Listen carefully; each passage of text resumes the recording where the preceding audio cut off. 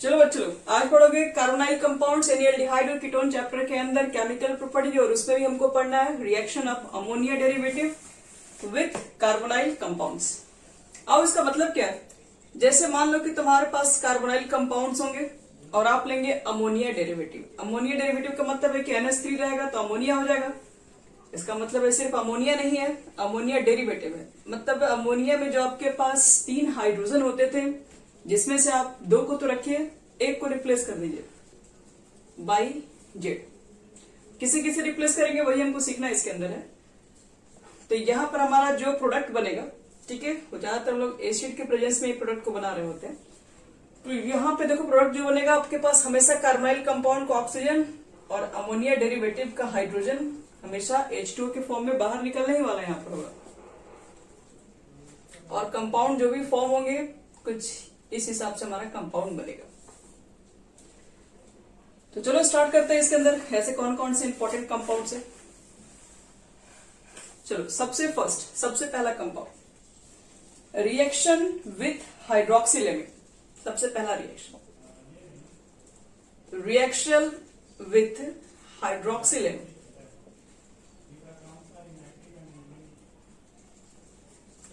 हम लोग यहां पर रिएक्शन कराएंगे हाइड्रोक्सिलेमिन के साथ। किसको? तो एल्डिहाइड और कीटोन को।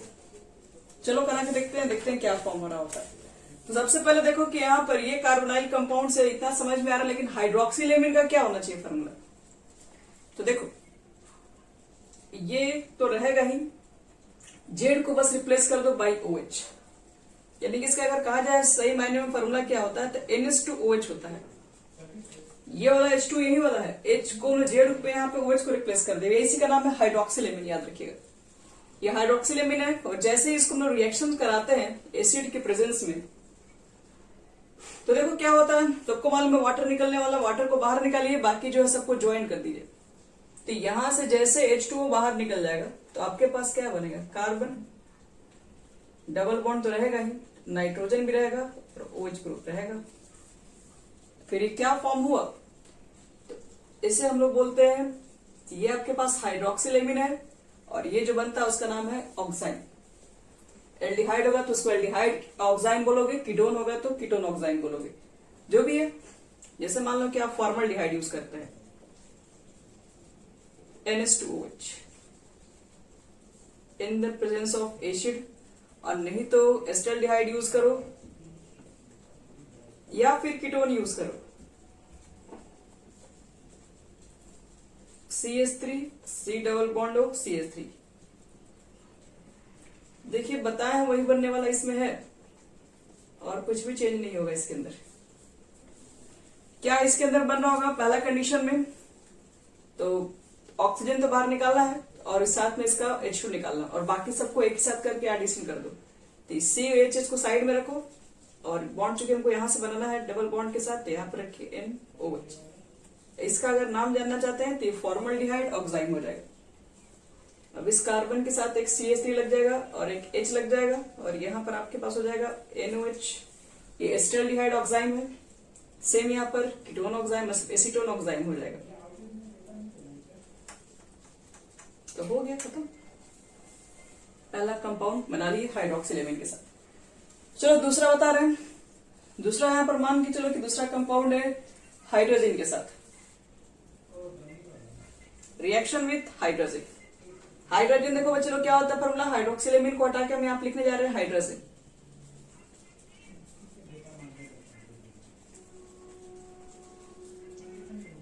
हाइड्रोजन का फॉर्मूला किसी को याद है?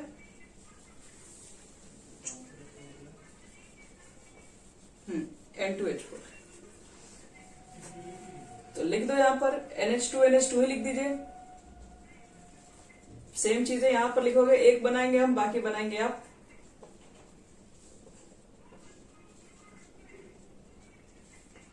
ये है हमारा हाइड्रोजन। बनाना क्या है, सब कार्बोनाइल कंपाउंड्स रिएक्शन करके क्या बनेगा वही चीजें चेक करनी है। क्या बनेगा, क्या वाटर निकलेगा और क्या। आपने इस बार जेड की जगह पर NH2 ग्रुप को रिप्लेस किया है, ठीक है, उससे कोई मेरा मतलब नहीं। वाटर तो निकलेगा यहां से और यहां से वाटर निकल गया।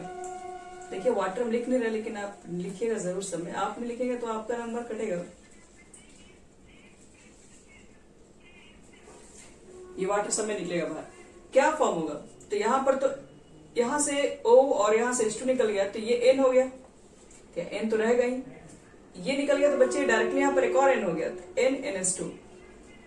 सेम बना दो इसमें भी, NNH2 लिख दीजिए, NNH2, और सेम यहां पर भी आ जाएगा। अब अगर जानना चाहते हैं कि ये क्या बना, इसका कंपाउंड का नेमिंग क्या होगा, हाइड्रोजन था, हाइड्रोजन बन गया, बस हाइड्रोजन फॉर्म होता है।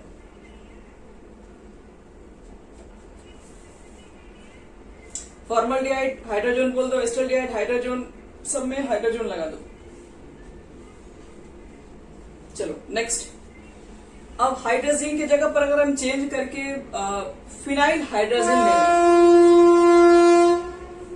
फिनाइल हाइड्रोजन,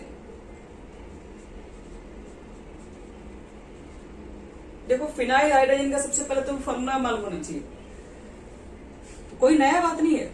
H को हटा के इसके जगह पर क्या लगा दोगे, बेंजीन? तो नहीं, बेंजीन लगाने से नहीं होगा। ये जो आपके पास NH2 ग्रुप है वो तो रहेगा ही, क्योंकि हाइड्रोजन का फॉर्मूला होता है NH2NH2, हाइड्रोजन है तो NH2NH2 रहेगा। बस आपको क्या करना है कि एक H को रिप्लेस कर दो बाई फिनाइल ग्रुप। तो देखो इसको हम शॉर्ट में क्या लिख रहे हैं, NH2 तो रहेगा ही, एक और NH रहेगा, लेकिन अब अगला जो H है H2 यहाँ नहीं लिखेंगे, अब एक H को रिप्लेस करके यहां पर लिख देंगे C6H5, यही फिनाइल ग्रुप होगा। तो ये हमारा फॉर्मूला हो जाएगा हाइड्रोजन के लिए, NH2 NH C6H5। अब फिनाइल हाइड्रोजन को रिएक्शन कराना है यही कार्बोनाइल कंपाउंड के साथ, क्या फॉर्म हो रहा होगा, तो फिनाइल हाइड्रोजन था, रिएक्शन करने के बाद बन जाएगा हाइड्रोजन, बस यही तो होता है, बना लो। क्या बनाएंगे यहां पर हम लोग, तो आप चाहेंगे तो बेंजीन, अगर आपको पसंद है तो बेंजीन के साथ आप ये काम कर सकते हैं। यहां पे लिख दो NH, थोड़ा बड़ा लिखना, और यहां पे लिख दो NH2, तो हो गया, यही है फिनाइल हाइड्रोजन। H2O बाहर निकालना है बच्चे लोग, H2O बाहर निकालो, बाकी सबको बेंजीन के साथ ऐड अप कर दो। तो ये निकल चुका है H2, तो NH, हम तो क्या कर रहे हैं, यहीं पे NH लगा के यहाँ पर एक लिख देना C6H5, ये बन गया हमारा फिनाइल ग्रुप। सब यही काम कर दो, यहां से एक H को निकाल के C6H5, यहां से एक H को निकाल दे रहे हैं C6H5, एक ही H निकलेगा, दोनों H से निकलेगा, एक H निकाल के C6H5 लगा दीजिए सब में।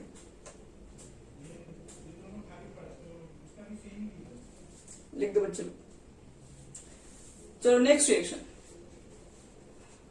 नेक्स्ट रिएक्शन थोड़ा और भी हटके है। सब जितने आपको दिखाई पड़ रहे हैं सबके सब क्या है, सबके सब रिएक्शन है, अमोनिया डेरिवेटिव हो रहा है, क्योंकि हम क्या कर रहे हैं, सिर्फ जेड के बदले में लिख रहे हैं। नेक्स्ट जो हमारा जो भी रिएक्शन है उसका नाम है आपके पास है 2,4-DNP, 2,4-DNP टेस्ट कहा जाता है इसको, फुल फॉर्म, तो 2,4-डाई नाइट्रो फिनाइल, और हाइड्रोजन तो रहेगा ही, ये है 2,4-डाई नाइट्रो फिनाइल हाइड्रोजन। अब इसका देखते हैं रिएक्शन, इतना छोटा कंजस्टेड एरिया में चल रहा है, थोड़ा बड़ा करके समझाते हैं। पहले तो 2,4-DNP वाला पहले फॉर्मूला बना दे, किसका फॉर्मूला ये है, तो पहले क्या करो कि एक बना लो बेंजीन, जिस पर 2 और 4 पे डाई नाइट्रो, मतलब 2 पर भी है 4 पे है, क्या है, नाइट्रो ग्रुप है, रख दो। ये 2 नंबर पे मान लेते हैं और इसको 4 नंबर पे कर दे रहे हैं।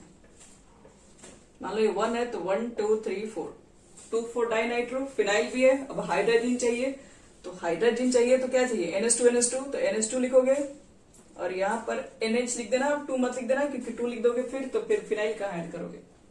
इसी को बोलते हैं 2,4-DNP टेस्ट, यानी कि 2,4-डाई नाइट्रो फिनाइल हाइड्रोजन। इसको रिएक्शन किसके साथ कराना है, फिर से भाई कार्बोनाइल कंपाउंड, कार्बोनाइल कंपाउंड से करा दो रिएक्शन, और हमेशा की तरह वही जाएगा, वाटर मॉलिक्यूल को निकालना तय है, यहां से निकालिए, यहां से NH, बाकी सबको जो बच गया उसको ऐड कर दो, ये NO2 ये NO2। और ये बहुत अच्छा कंपाउंड बनता है जिसको हम लोग क्या कहते हैं, जिसको कहते हैं रोय। इसको रॉय के फैमिली के नाम से जानते हैं। रॉय को क्यों बताया जा रहा है, रॉय याद रखने से थोड़ा आसान होता है, जैसे ऐश्वर्या रॉय, राय नहीं रॉय बोल दो तुम लोग। रॉय से क्या फायदा है, क्योंकि ये जो कंपाउंड्स बनता है इसका कुछ कलर्स होते हैं, इसका डाई नेम ज्यादातर यूज करते हैं। कौन सा कलर बनाते हैं, पहले तो याद रखना कि ये रेड कलर पहले, फिर बाद में ऑरेंज कलर, और फिर धीरे धीरे ये येलो कलर में कन्वर्ट हो जाते हैं। ये तीनों तरह का यहाँ पे कलर दिखाई पड़ता है। तो जहां पर भी कलर की बात होगी वो हमारा रिएक्शन याद रखना सबसे ऊपर होगा। तो 2,4-DNP टेस्ट भी यूज किया जाता है एल्डिहाइड कीटोन को पहचानने के लिए, क्योंकि अगर मान लो मेरे पास एल्डिहाइड कीटोन है कि नहीं, कैसे हम पहचान करेंगे, तो ये सब कलर के बेसिस से पहचान थोड़ा अच्छा हो जाता है। लेबोरेटरी में तुरंत जाके क्या करेंगे, फॉर्मल्डिहाइड डालेंगे, उसके बाद 2,4-DNP डालेंगे, डालने के बाद अगर इस तरह के कलर में कन्वर्ट होते हैं तो हाँ उसके अंदर कार्बोनाइल ग्रुप्स है। अगर ऐसा कोई कलर नहीं दे रहा है तो इसका मतलब है कार्बोनाइल ग्रुप्स नहीं इसके अंदर है। चलो, तो इसका नेमिंग अगर जानना चाहोगे क्या होगा, तो सब कुछ सेम ही रहेगा, 2,4-डाई नाइट्रोफिनाइल हाइड्रोजन को बस हाइड्रोजन कर देना, बाकी फॉर्मल्डिहाइड, एस्टल्डिहाइड, बाकी सब के लिए बना सकते हैं। चलो, अब नेक्स्ट रिएक्शन किसके साथ किया जाए, लिखो, reaction with semi carbazide. Semi carbazide, semi carbazide का पहले तो चाहिए हमको फार्मूला।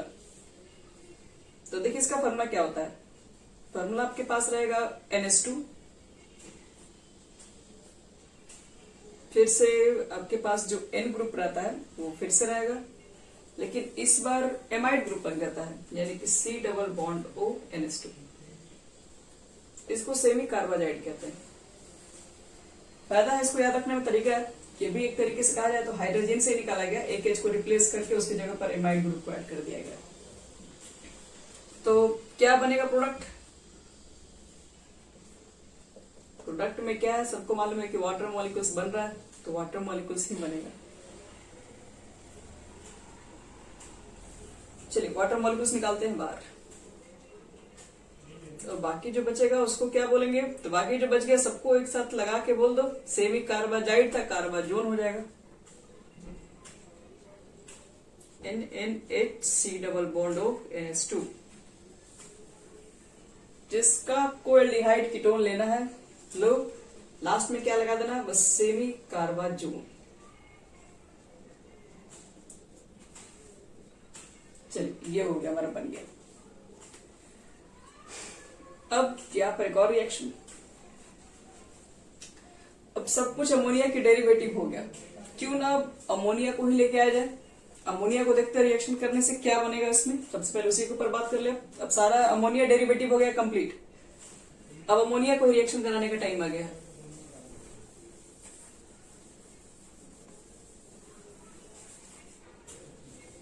यानी कि रिएक्शन विथ अमोनिया।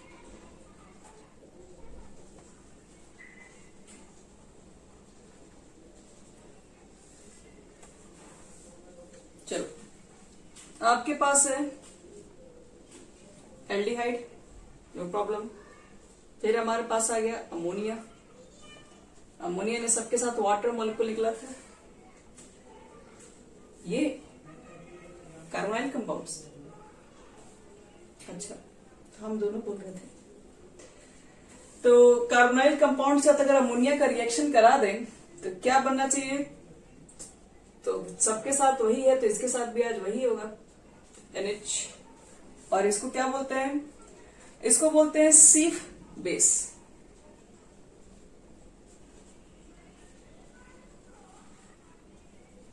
यानी कि कार्बन, याद रखना, कार्बन डबल बॉन्ड नाइट्रोजन से हो तो उसको एक सिफ बेस के नाम से जाना जाता है।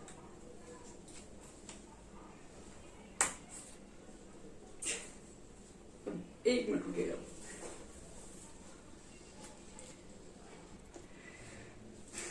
देखो ये तो सही है, आपके पास अगर एल्डिहाइड वगैरह होगा तो ठीक है, एल्डिहाइड में कौन सा एस्टल्डिहाइड के लिए ये रिएक्शन सही है, इसमें कोई प्रॉब्लम नहीं है। लेकिन मान लो कि जैसे सपोज करो मेरे पास एल्डिहाइड अगर एस्टल्डिहाइड CH3CHO और आपने रिएक्शन करा दिया अमोनिया के साथ। अमोनिया के साथ इसका जब से रिएक्शन कराओगे तो करने के बाद वही चीज है, CH3 आपके पास रहेगी, C रहेगा, H रहेगा, डबल बॉन्ड N, और एक तो हम लोग देख चुके हैं कि वाटर मॉलिक्यूल निकलेगा तो सिर्फ NH बचेगा यहाँ पर, और इसको बोलते हैं एसिटल एसिटल डाइमीन, ACETALDIAMIN, यही एमीन ग्रुप आपके पास होता है। लेकिन अगर मान लीजिए अगर फॉर्मल्डिहाइड अगर आपको मिल गया तो फॉर्मल्डिहाइड ये रिएक्शन बिल्कुल भी नहीं देगा। फॉर्मल्डिहाइड बिल्कुल अलग तरीके का रिएक्शन देता है, इसलिए याद रखना कि एसिटल्डिहाइड फॉर्मल्डिहाइड में एक बड़ा डिफरेंस ये भी है। एसिटल्डिहाइड तो फॉर्म कर दिया ये कंपाउंड, लेकिन यहाँ पर जब फॉर्मल्डिहाइड लेंगे तो नॉर्मल तरीके से इसका कंपाउंड फॉर्म नहीं होता, वो स्पेशल कंपाउंड है। अगर HCHO ले लिया जाए फॉर्मल्डिहाइड और अमोनिया से रिएक्शन करा दो तो ये क्या बनता है आपके पास है, ये बन जाता है यूरोट्रोपिन, जिसका फॉर्मूला होता है CH2 जो दिखा रहे थे वही फॉर्मूला, CH2 का होल 6N4 और 6 वाटर मॉलिक्यूल्स बैलेंस कर दे रहे हैं। यहाँ पर 6 रख दो, यहाँ पर 4 रख दो, और इसका एक स्पेशल नाम है यूरोट्रोपिन, जिसका यूज हम लोग एज एंटीसेप्टिक में यूज करते हैं।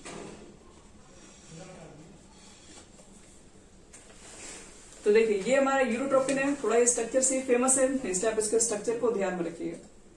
जैसे हम लोग स्ट्रक्चर बेंजीन जैसा बनाए थे, जिसमें से एक नाइट्रोजन था, यहाँ पर CH2 ग्रुप था, यहाँ पर भी आपके पास CH2 ग्रुप था, एक नाइट्रोजन यहाँ पर भी था, एक नाइट्रोजन यहाँ पर था, एक CH2 ग्रुप यहाँ था,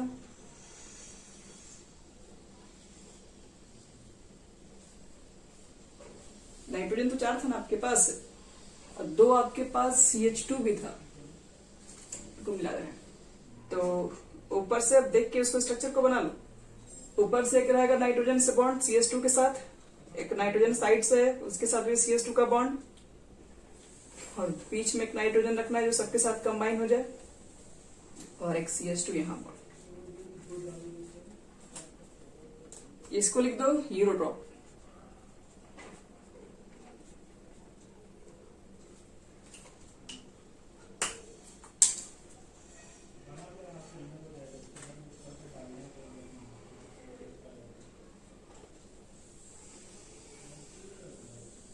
चलो ये हमारा बन गया यूरोट्रोपिन। ध्यान रखना है कि सबके साथ सही है, अमोनिया के साथ फॉर्मल्डिहाइड का सही व्यवहार नहीं है, वो थोड़ा अलग कंपाउंड बना देता है। अब इसके अंदर बात करते हैं रिएक्शन में 1 डिग्री का एमीन अगर ले लेंगे, इसमें हम लोग 1 डिग्री का एमीन मतलब RNH2 से अगर रिएक्शन कराते हैं, RNH2 तो क्या फॉर्म होगा फिर। तो अगर 1 डिग्री के एमीन्स को आप लेके रिएक्शंस कराएंगे तो फिर से वही बात होगा, H2 बाहर निकलेगा, यहां से H2 बाहर निकालो तो C डबल बॉन्ड N रहेगा ही आपके पास, और इसके साथ साथ एक R ग्रुप भी लग जाएगा यहाँ पे। तो ये अभी भी एक C बेस की तरह काम करेगा, क्योंकि कार्बन के साथ डबल बॉन्ड नाइट्रोजन ग्रुप है। अब अगर मान लो कि 1 डिग्री का एमीन है, अगर ये 2 डिग्री का एमीन होता तो क्या ये रिएक्शन करता है? 2 डिग्री के एमीन में क्या होता है? R2NH होता है, 2 एल्काइल ग्रुप, 1 हाइड्रोजन ग्रुप। तो क्या ये रिएक्शन 2 डिग्री के एमीन में किया जा सकता है? तो 2 डिग्री के एमीन में भी रिएक्शन हो जाता है। इसमें देखो जनरली होता क्या है कि यहाँ पे जो कार्बन के बगल वाला जो कार्बन होगा, एक इसका हाइड्रोजन और इसका एक वाटर मॉलिक्यूल्स निकलता है बाहर, जिसकी वजह से डबल बॉन्ड एक यहां पर भी क्रिएट होता है। तो कुछ इस तरीके से कंपाउंड्स फॉर्म होता है, थोड़ा अलग तरीके का कंपाउंड है ये, और यहाँ पर NR2 ग्रुप लग जाएगा। और अगर कहीं आप 3 डिग्री का अगर एमीन ले लें जिसके अंदर एक भी हाइड्रोजन नहीं है, बोल रहा है कि 2 डिग्री के लिए तो हम कहीं दूसरे से जाके हाइड्रोजन लेके आए हैं, तब जाके वाटर मॉलिक्यूल्स फॉर्म निकाले, यहां से बाहर निकाल रहे हैं। इसमें तो इसका ना हाइड्रोजन है ना वाटर है, कुछ नहीं है, तो इसलिए ये 3 डिग्री केल्विन बिल्कुल रिएक्शन इससे नहीं देता है। तो ये पूरा कंप्लीट हो गया अमोनिया डेरिवेटिव के जितने कार्बोनाइल कंपाउंड के साथ रिएक्शन थे टोटल। चलो अब इसके बाद आपको क्या करना है, बाकी बहुत सारे रिएक्शन रिपीटेड मिलेगा, तो रिपीटेड रिएक्शन हम लास्ट में करेंगे। अब मेन रिएक्शन बता रहे हैं जो कि हम लोग को बहुत इंपॉर्टेंट रिएक्शन होने वाले हैं, जैसे कि क्लेमेंसन मिलेगा, ऑल्फ क्रिश्नर मिलेगा, तो ये सब चीजें मिलेगी। तो हम इसको जो पढ़ा हुआ चीज है उसको हम लोग एकदम लास्ट में कवर करेंगे, जो पहले नया चीज है उसके ऊपर हम देख लेते हैं।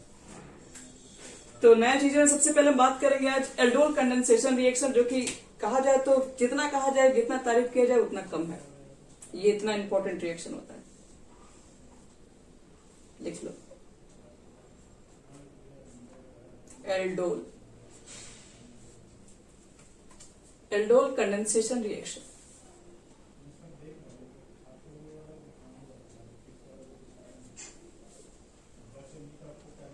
कंडेंसेशन रिएक्शन, एल्डोल कंडेंसेशन में याद रखना सबका मन डोलने लगता है, क्योंकि ऐसा रिएक्शन ही है ये। थोड़ा खतरनाक सा रिएक्शन है, लेकिन इस रिएक्शन को बनाने में बहुत मजा आता है। अब देखो इस रिएक्शन में क्या है पहले समझते हैं। और इसके अंदर एल्डोल पढ़ोगे, फिर क्रॉस एल्डोल पढ़ोगे, बहुत सारा फिर होता है, इंटरमॉलिक्यूलर एल्डोल होता है, बहुत तरह का आपको रिएक्शन दिखाई पड़ेगा। तो पहले देखते हैं एल्डोल कंडेंसेशन सिंपल रिएक्शन में कहते किसको है, और इसके लिए क्या लिख सकते हैं डेफिनेशन। तो देखो एल्डोल कंडेंसेशन को पहले समझने के लिए आपको मैं एक पहले बता रहे, सारे कंपाउंड्स एल्डोल कंडेंसेशन रिएक्शन नहीं दे सकते। एल्डोल कंडेंसेशन रिएक्शन कुछ ही कंपाउंड दे सकते हैं। तो कौन से कंपाउंड एल्डोल कंडेंसेशन दे सकते हैं, एक काम करते हैं।